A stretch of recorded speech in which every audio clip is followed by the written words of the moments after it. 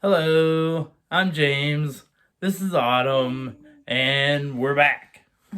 So today we're going to talk to you about Moundsville Penitentiary in Moundsville, West Virginia.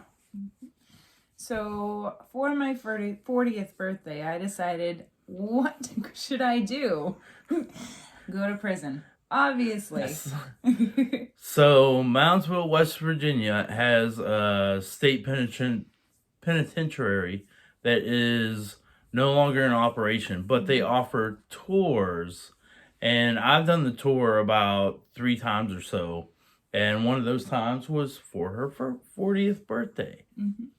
And it was actually a really good time. So Moundsville Penitentiary was opened in 1876 and closed in 1995. And it had a very sordid history. There was a lot of deaths on the premises. A lot of people were executed. How many?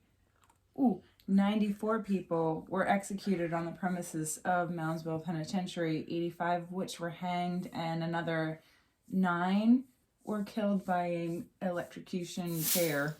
What is this called? Anyway, yes. It was named Old Sparky, naturally. Yes.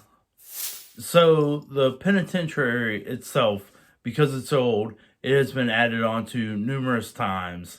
And it was basically eventually closed because it was just too run down and needed updated far too much that it wasn't fiscally responsible to do that. So they closed it.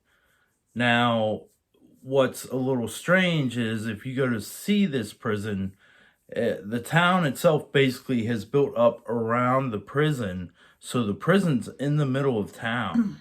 So it's this monumental structure that basically overshadows the town itself. It's kind of creepy and weird.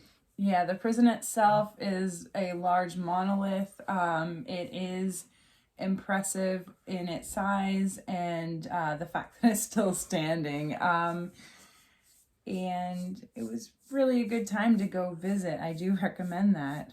Yes, and they've got lots of displays. They're going to take you throughout a large portion of the prison. They're going to take you out into the yard that was used. They're going to take you through the different jail cells themselves.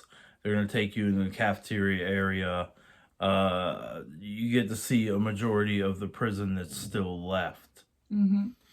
And it's the tour guides are actually very enthusiastic. They do a really good job describing the scene that was taking place at the time and what's happened since then.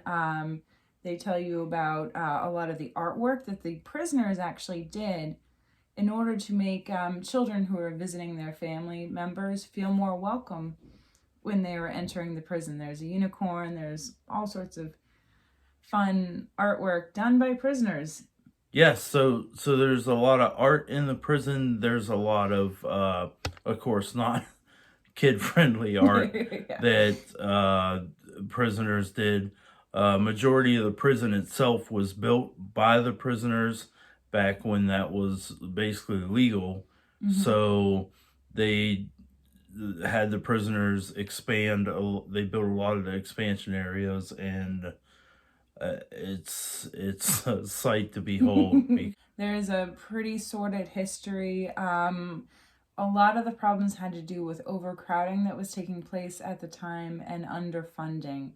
Now, at certain points in time, there were over 2,000 prisoners housed in this facility, which was only built for less than 1,000. So they would stuff up to 3 prisoners in 5x7 cell. They'd throw a mat on the floor and be like, this is your new home. And on the tour, you actually get to go into one of those prison cells and be locked inside, which is creepy and fun. Yes. And of course, it's rumored to be haunted because of all the deaths and all the surrounding things that go on in prison that isn't nice. I mean, there were numerous homicides in this prison. Numerous 36 homicides. Yes. Of fellow prisoners. There was even a riot that happened. Right. due to a sewage leak in the cafeteria before they rebuilt it to form a new cafeteria. But they there was a riot. They held prisoners of guards and various other prison staff Yes. during this riot, and none of the guards got injured or hurt. But 3 prisoners were killed that were considered to be snitches. Yes. Snitches get stitches. Yes.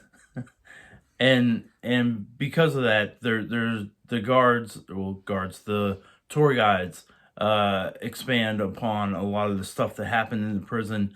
I mean, they describe the riot itself and some of the conditions. I mean, these prisoners would be eating in the cafeteria, and rats would fall down onto their plates. I mean, the conditions were horrible. Yeah. They had insect infestations. They had a rat problem. They had numerous overcrowding. It was bad. It was bad. Yeah. So it's not surprising that they did riot. The prison itself was older, so that didn't help the situation either. So it made it easier for the prisoners to do that. And the tour guides explain a lot of this on the tour itself. They also explain a lot of what the prisoners did to each other and to the staff, and it's pretty cool to see. Yeah, it's a really good time. You get to see old Sparky. You get to see the aptly named Sugar Shack, where there was gambling and raping. You get to walk around the grounds. And it is actually a beautiful building in the remaining structures and the architecture. And it is kind of creepy. They do emphasize the haunted portion of it. And I like it. It's a lot of fun. And even to this day, they're still doing tours April through November. They do tours, paranormal investigations, and escape rooms. Yes. Now, on top of that, so why is this prison still standing? Why didn't they just demolish it? Well, they use it for, of course, tourism. So it's an influx of monies into the town. But on top of that, they also use it for training current law enforcement. So a few times a year, they shut the prison down, tours and everything else, and they use it for riot tours or not tours, but training. Yeah. Basically, how to control prison population, and they go through the training for these law enforcement officers. So it's still being used for that. Yeah.